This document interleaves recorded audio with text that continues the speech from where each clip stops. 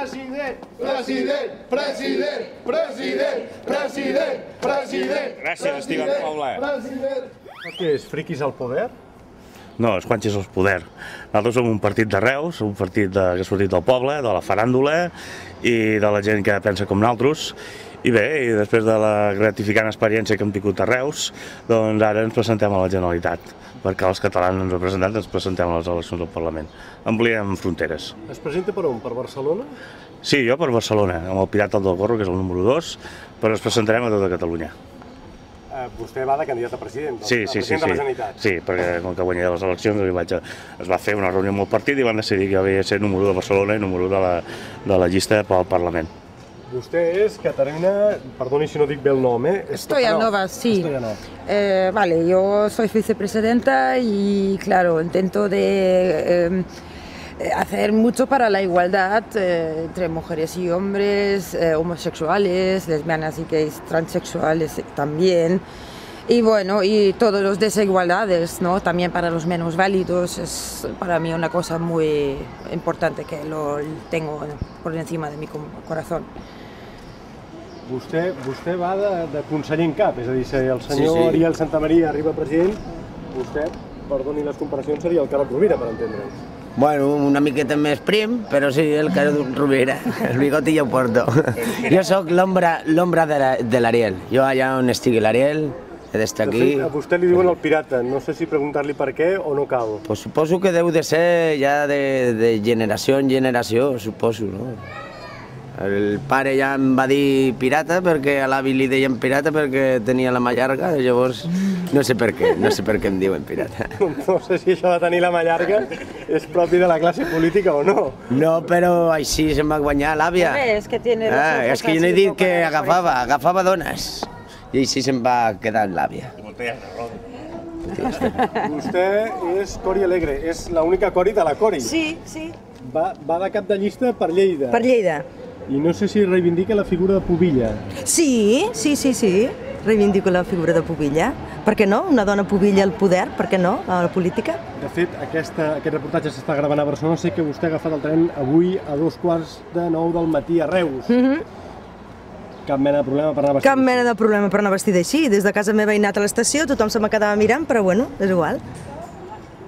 I vostè, tenim aquí Frank Corona, jo sé que vostè ha passat per empreses importants, el Cirque de Louis, el Cirque d'Àngel Cristo, etc. I l'acaben de fitxar, perquè el fitxatge és molt recent, d'assessor d'imatge del senyor Ariel Santamaría. Exactamente, soy el asesor de imagen y bueno, hay que fabricar sonrisa muy importante porque la gente va muy seria por la calle y hay que tratarle de sacarle una sonrisa y todo por una sonrisa.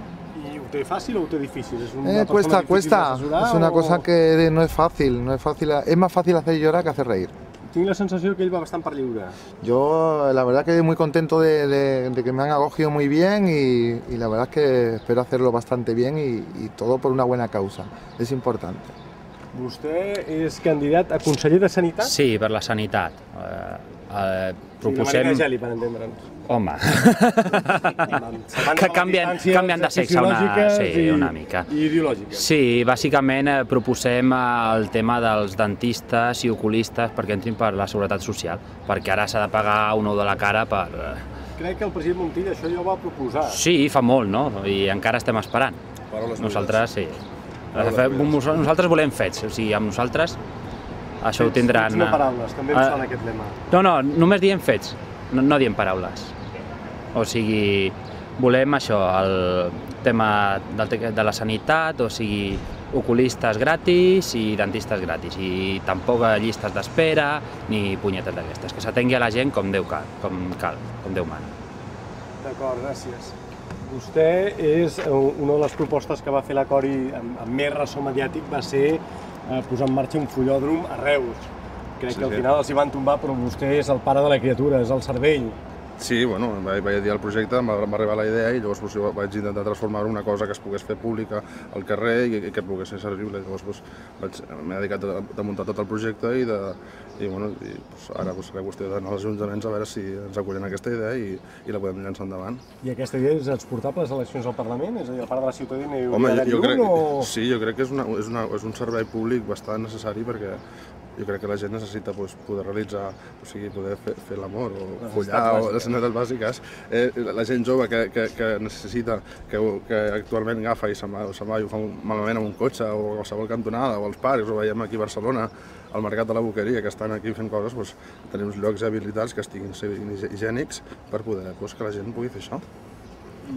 I tenim aquí Lluís Uliach, vostè és el Maquiavel de la comunicació, per entendre's, de la Cori, no? Bueno, jo tinc un vici que és llegir i gràcies a l'últim llibre... Que s'està perdent, em sembla. Sí, el felicito. I l'únic llibre que he llegit aquest any és el de l'Ernest Benach, el 2.0, i gràcies a ell ens hem inspirat a poder fer que un partit de nivell municipal pugui fer el salt cap a una política nacional, tots ben guiats a través dels consells que l'Ernest Benach dona amb el seu llibre Política 2.0, sense el qual la Cori avui en dia no es podria presentar al Parlament de Catalunya. M'està dient que està utilitzant els consells d'Ernest Benach per fer el salt al Parlament. Jo estic culpabilitzant a l'Ernest Benach de la feina que jo tinc avui en dia, que és portar tota aquesta tropa al Parlament de Catalunya. Sense l'Ernest Benach la Cori no existiria. I per què? Per això, perdoni la pregunta, perquè em sembla que ell és d'Esquerra Republicana, no és de la Cori. Sí, però gràcies als seus consells que ens ha donat amb el llibre de Política 2.0, que creiem que és el gurú de la política, els hem aplicat al juanchisme i podrem donar el pas a la política nacional. Sense aquest llibre, sense Polítics 2.0 de l'Ernest Benach, la Cori no hagués pogut fer el salt a nivell nacional. Ho aconseguirem desplegat.